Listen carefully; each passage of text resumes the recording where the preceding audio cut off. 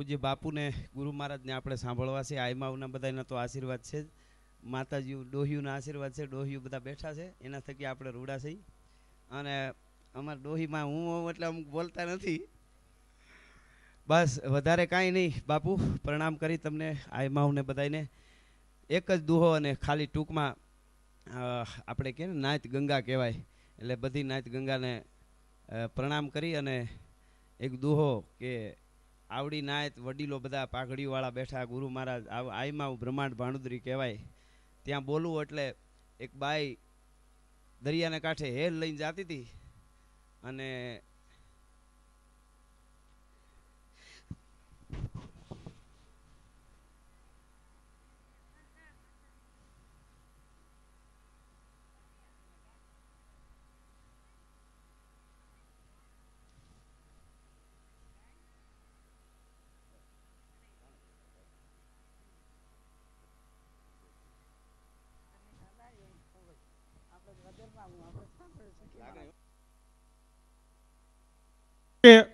રાજભાને બોલવું એ મુશ્કેલ એ માટે છે કારણ કે જે કાર્યક્રમ માટે અમે જે દોડાદોડી કરી અને આ કાર્યક્રમને ઓપ આપવા માટે આપણા જુવાનડાઓ, એમાં કેટલા આપણા જુવાનડાઓ દોડી દોડી અને કામ કરે. સાહેબ, આપણી નાતની અંદર ખૂબ જુવાનડા છે, માતાજી ખૂબ એમને આપે. જોરદાર તાલીઓના ગગડાટથી આપણે જુવાનડાઓને એકવાર તો વધાવી લેશું. અને આ ક્ષણે એક ચારણી સાહિત્યનો મર્મગ્ન વક્તા અને લોક સાહિત્યકાર રાજભા ગઢવી જો ભાંગી પડતો હોય, કારણ કે આ રૂડું કાર્ય છે. અને નાયત ગંગાની અંદર અમે બધા ખૂબ વિનંતી બધાને કરી, બધાને જોડ્યા સમાજની અંદર, અને નાનામાં નાના માણસ લગી અમે બધા પહોંચ્યા. અને ક્યાંય અમે કોઈ કંકોત્રી બાકી નથી રહેવા દીધી. અમારી નાયત ગંગા છે. રાજભાઈએ અમને મેસેજમાં પણ કીધું હતું કે હું દુનિયાની અંદર પ્રોગ્રામ દેવા જાઉં છું, આખી દુનિયામાં જાઉં છું. બહુ પોરોહના પલ્લા છૂટે, બહુ સારી વાત છે, પણ જ્યાં સુધી મારી ભેઠાયું મારી પાઘડી ન જોવું ને ત્યાં લગે મને આનંદ ન થાય.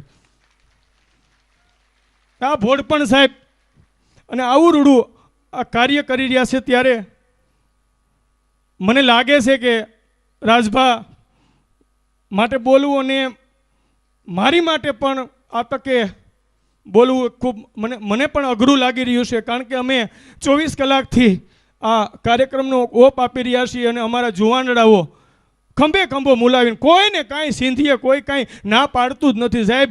અને આ આપણા ગીરના ચારણો પાસે નરેન્દ્ર મોદી એમ કહે કે ભારતની અંદર, આપણા યશસ્વી વડાપ્રધાન એમ કે ભારતની અંદર યુવા ધન ખૂબ વધુ છે, એટલે આપણો દેશ પ્રગતિ કરી રહ્યો છે. પણ હું આ નાયત ગંગાને કહું છું કે આપણી પાસે પણ યુવા ધન છે. એ તો ખાલી આનંદ હતો, ખબર નથી મને શું કામ એવું થયું.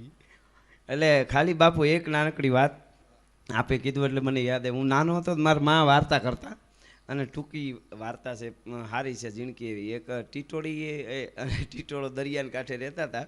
આ બધી નાયત આખી ભેળી થઈ ત્યારે આવું બધું થતું હોય. આપે કીધું એમ ઉપેન્દ્રસિંહભાઈ, આપણે બાપુએ આ ગાયું વાળું આવું આપણને તો યાદ ન હોય કાંઈ.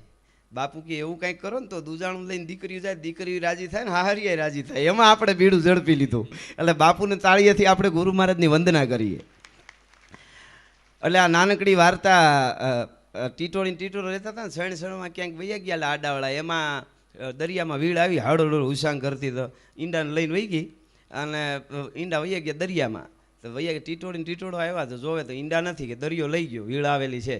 ટીટોળો બેચારો રોવે બેઠો બેઠો. ટીટોળી કે એ રોવું નથી, કે તો એ કે દરિયાને બૂરી દેવો છે, બૂરી દેવો. આપણા ઈંડા ન આવે તો કાંઈ નહીં, પણ દરિયાને બૂરી દઈએ. તો ટીટોળો કહે તું કેવી વાત બુદ્ધિ વગરની, દરિયા કોઈથી બુરાય? તો કે સલાહની જરૂર નથી, સહકાર આપો ને સાનામાં ના બેહો. એટલે તરત જ ટીટોળી સાંસમાં પાણા લઈ લઈને દરિયામાં નાખવા માંડી.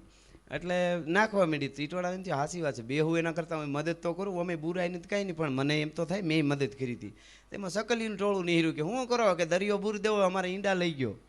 તો કે એવું છે કે આ દરિયો બૂરી દેવો? કા કે શેન બુદ્ધિ વગરના બે? તો કે સલાહની જરૂર નથી, સહકાર આપો ને સાનું મના બેહો. એટલે સકલ્યું કે એ વાત હાસી, નાચ છે ને વળગી જાય. તો એ સકલિયું મીંડ્યું કાંકરીયું લઈ લઈને દરિયામાં નાખવા. બગલા નીકળ્યા હતા એની વાત, કાબરું નીકળી હતી એની વાત, પોપટ નીકળ્યા હતા એની વાત. જે ટોળું પંખીનું નીહરીને એમ કે બુદ્ધિ વગરના દરિયો થોડો બુરાય તો કે બુદ્ધિ વગરના અમે ભલે સલાહ દ્યોમાં અપાય તો સહકાર આપો ને સાનામાં બેહો હેરાન કરવામાં. એટલે બધા વળગી પીડ્યા. એમાં એક દી બધા પંખી વળગ્યા, બહાટી કાંકરા દરિયામાં નાખે.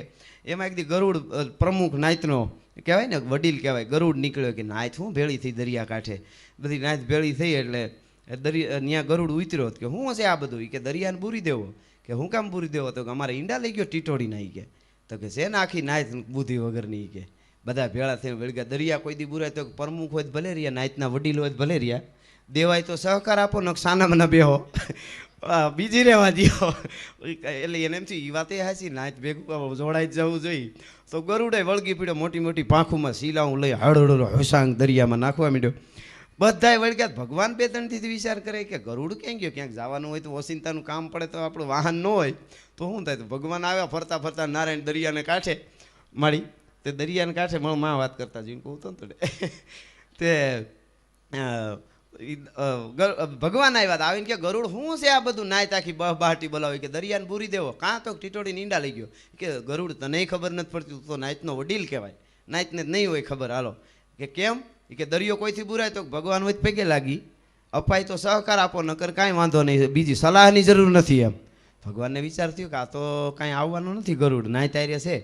એટલે ભગવાને કીધું તો ઈંડા આપે તો જ આવી. તો કે હા. ભગવાને આમ આંગળી કરી ત્યાં સકર સકર સકર આવ્યું આંગળીમાં, દરિયો પ્રગટ થઈ ગયો. પ્રભુ માફ કરજો, શું થયું? તો ટીટોડીને ઈંડા લઈ ગયો. તો કે હા. શું કામ લઈ ગયો? દઈ દે. અરે લે ભગવાન, એમ થોડું ત્યાં તમારા સુધી વાત પુગાડવાની વાત જ ક્યાં હતી?